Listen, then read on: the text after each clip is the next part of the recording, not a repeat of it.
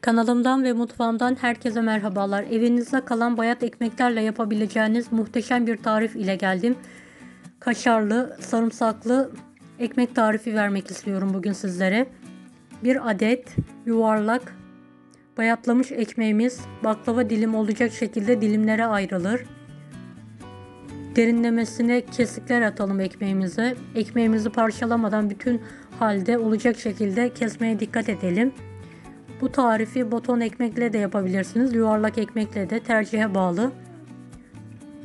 Bayat ekmeklerinizi değerlendirebileceğiniz lezzetli bir tarif. Mutlaka sizler de yaparak sevdiklerinize ikram edebilirsiniz.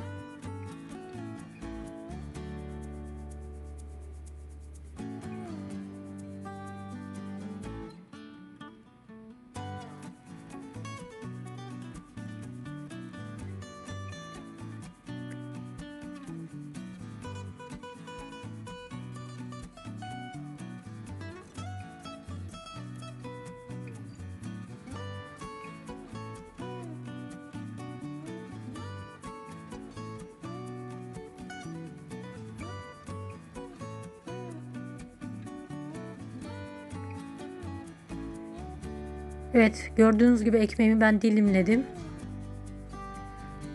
Şimdi sosunu hazırlayalım. Aralarına sürmek için yarım kase zeytinyağı, 2 diş ince doğranmış sarımsak, 1 tutam ince doğranmış maydanoz karıştırılır.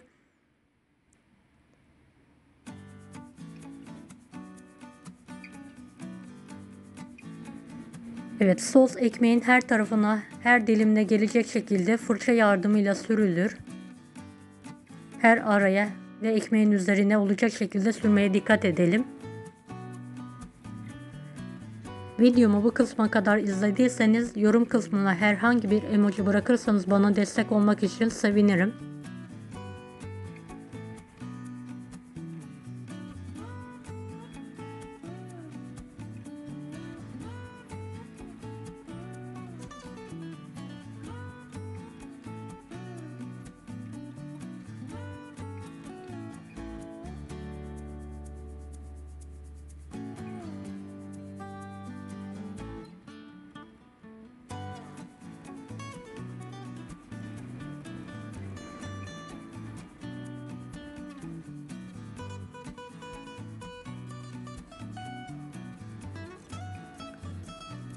Evet, şimdi ince dilimlenmiş eriyen kaşar peynirlerini her dilime olacak şekilde koyalım.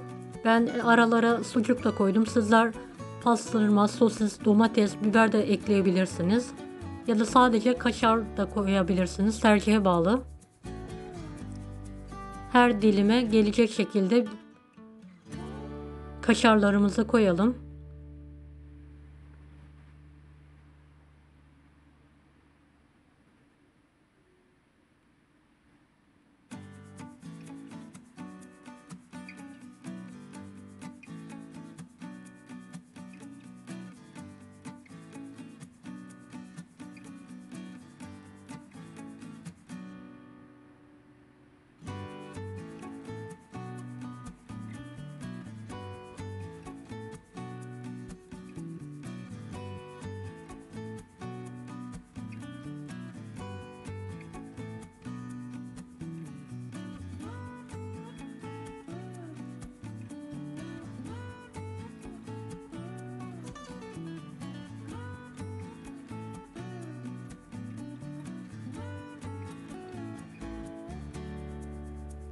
Kalan sosu üzerine tekrardan sürelim. Önceden ısıttığımız 170 dereceli alt üst fırında kaşarlar eriyene kadar ekmeğimizi kızartalım fırınımızla. Kızaran ekmekler fırından çıkartılır.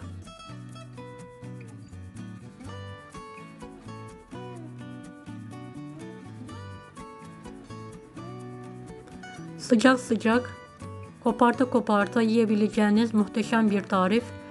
Kanalıma ücretsiz abone olmayı unutmayın. Bir dahaki videolarda görüşmek üzere. Allah'a emanet olun. Hoşça kalın. Bunları da izlemeyi unutmayınız.